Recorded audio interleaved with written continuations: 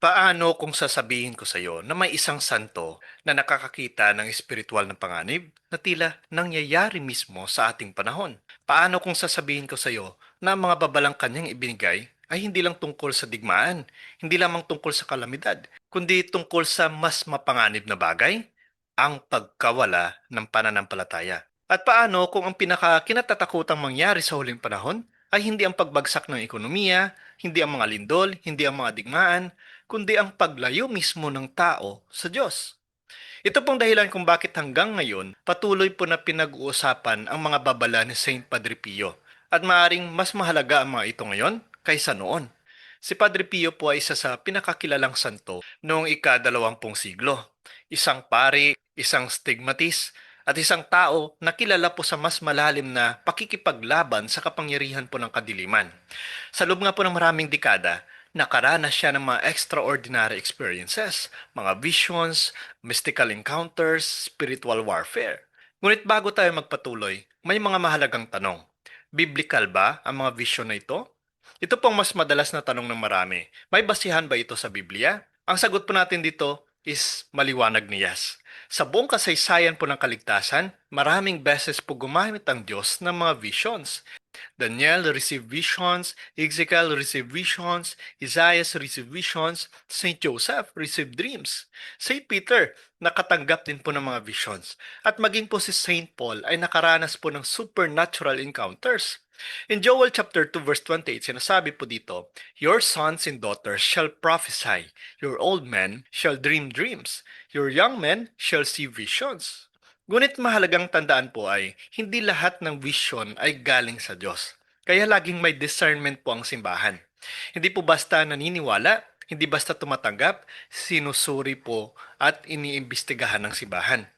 At tinitingnan po kung ito ba ay naaayon sa Biblia at sa pananampalataya. Now, bakit pinapayagan po ng Diyos ang mga vision? Well, narito po ang mahalagang katotohanan.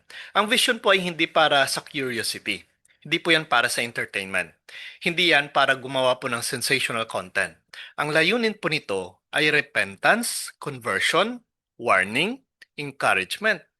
Kapag nagpadala po ang Diyos ng mensahe, ang layunin po ay ibalik ang tao sa Kanya. Ganito rin po sa Fatima, ganito rin sa Lourdes, ganito rin po sa maraming approved apparitions. Hindi bagong doktrina, kundi paalala po ng lumang ebanghelyo na itinuro na mismo. Now, ano pong nakita ni Padre Pio? Well, marami po sa mga pahayag na inuugnay po kay Padre Pio ay tumutukoy po sa isang malaking spiritual crisis. Hindi lamang po crisis sa lipunan, kundi krisis mismo sa kaluluwa. Nakita po niya ang panahon kung saan maraming mawawalan ng pananampalataya. Marami ang malilinlang, marami ang pipili ng kasalanan, marami ang lalayo sa katotohanan. At kapag binuksan mo ang Biblia ngayon, naku po, hindi ba parang nangyayari na ito? Now, maraming tao po ngayon ang iniisip na ang pinakamalaking problema ay politika, ekonomiya, teknolohiya. Ngunit ayon mismo sa santong ito, ang tunay po na laban ay espiritual. At maliwanag po yan na sinasabi ni Ephesians chapter 6 verse 12. For our struggle is not against flesh and blood. Ang tunay po na laban ay para sa kaluluwa ng tao. At dito po nakatutok ang mga babala ni Padre Pio. Ang pagkawala ng pananampalataya ay isa sa pinakamalaking babala.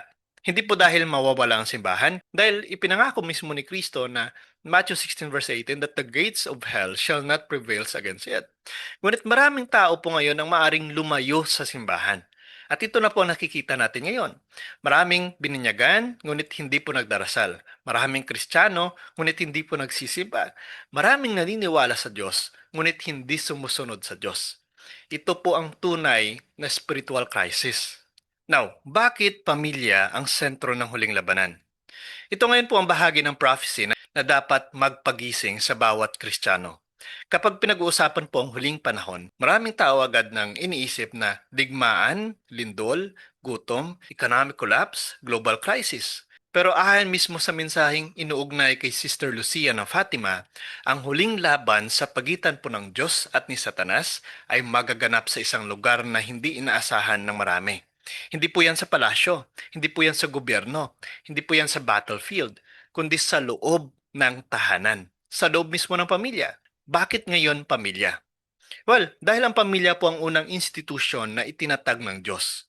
Bago pa magkaroon po ng mga bansa, bago pa magkaroon ng mga hari, bago pa magkaroon po ng mga lungsod, may pamilya na.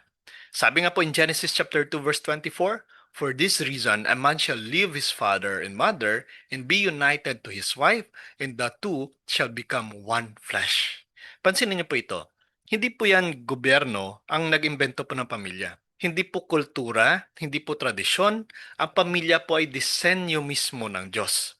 At anumang bagay po na mahalaga sa Diyos ay natural po na aatakihin ng kalaban.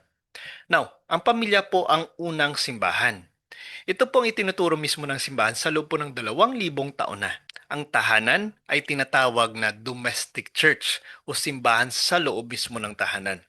Dito po unang natututong magdasal ang bata, dito unang natututong magsabi ng Our Father, dito unang natututong magmahal, dito unang nakikita po ang awa, dito unang natututunan po ang pagpapatawad. Now, ito pong malalim na reality.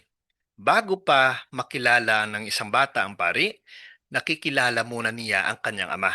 Bago pa niya mabasa ang Biblia, nakikita muna niya ang halimbawa ng kanyang mga magulang. At dito po nagiging napakahalaga po ng pamilya. Dahil ang unang larawan ng Diyos ay para sa isang bata ay madalas po ang kanyang ama at ina. Sinasabi nga po in Ephesians chapter 5 verse 25, "Husbands, love your wives as Christ loved the church." Kapag nakikita po ng bata ang pagmamahala ng kanyang mga magulang, unti-unti po niyang nauunawaan kung paano tayo minamahal ni Kristo. Pero kapag ang pamilya po ay puno ng galit, naku po, away, abandonment, at kawalan po ng Diyos, nasasaktan hindi lamang po ang emosyon ng bata, kundi maging ang kanyang pananampalataya. Kaya ito po ang target ng kalaban. Hindi po yan aksidente ang nangyayari ngayon sa mundo.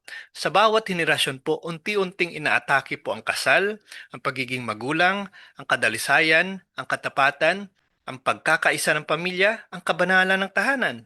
At kapag nasisira po ang pamilya, unti-unting nasisira ang buong lipunan.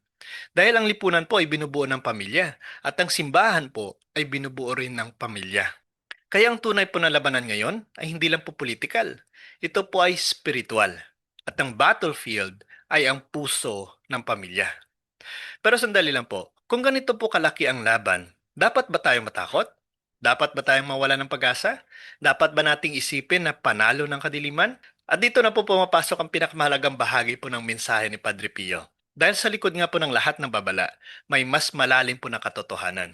Hindi po takot ang gustong ibigay ng Diyos, kundi paggising.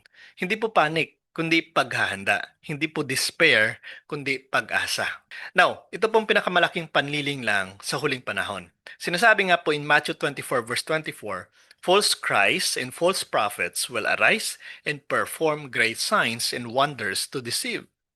Pansinin niyo po ito. Hindi po sinabi ni Jesus na ang pinakamalaking problema ay kakulangan ng impormasyon. Sa katunayan po, kabaliktaran ang nangyayari. Sobra-sobra na pong impormasyon ngayon. Hindi pa kailanman nagkaroon po ng panahon sa kasaysayan na ganito po karami ang impormasyon. Sa isang click lang, marami kang makikita ng sermons, ng prophecies, ng teachings, ng opinions, ng predictions, ng revelations. Pero narito po ang problema. Hindi po lahat ng naririnig mo ay katotohanan. Hindi lahat ng gumagamit ng Biblia ay tama. Hindi lahat ng mukhang banal ay banal. Hindi lahat po ng spiritual ay galing sa Diyos. Sabi nga po in 2 Corinthians 11:14, "Satan disguises himself as an angel of light." Pansinin niyo po ito. Iyan po ang dahilan kung bakit napakahalaga ngayon ng discernment. Dahil ang panliling lang po ay hindi laging mukhang kasamaan. Minsan po nakabihis ito ng kabanalan. Kaya paulit-ulit pong paalala ng mga santo. Manatili kay Kristo. Manatili sa Ebanghelyo. Manatili sa simbahan. Manatili sa katotohanan. Now, sa gitna nga po ng lahat ng ito, ano ang sagot ni Padre Pio? Hindi po komplikado, hindi po misteryoso, hindi po lihim. Tatlong simpleng salita lamang. Pray, hope, and don't worry. Pray dahil kapag hindi mo alam ang mangyayari, magdasal. Kapag natatakot ka, magdasal. Kapag nalilito ka, magdasal. Kapag mahina ka, magdasal. Sabi nga po in Philippians chapter 4 verse 6 to 7, "Do not be anxious about anything." Ang panalangin po ay hindi pagtakas sa realidad. Ito po ay paglapit sa Diyos na mas makapangyarihan kaysa sa anumang realidad. Now, bakit hope? Dahil ito po ngayon ang nawawala sa maraming tao ngayon. Maraming impormasyon, maraming takot, maraming anxiety, pero kaunting pag-asa. At paulit-ulit po na sinasabi ng mga santo, huwag mawalan ng pag-asa. Dahil hindi po kailanman mawawala sa kontrol ang Diyos, ang kasaysayan. Maliwanag po yan. At bakit po don't worry ay isa rin po sa naging pahayag ni Padre Pio? Dahil hindi po ibig sabihin nito na huwag maging responsable. Ang ibig sabihin nito, huwag mabuhay sa takot. Dahil ang takot po ay madalas na ginagamit ng kalaban upang paralisahin ang pananampalataya. Ano talagang nais po na ipahiwatig ng Diyos?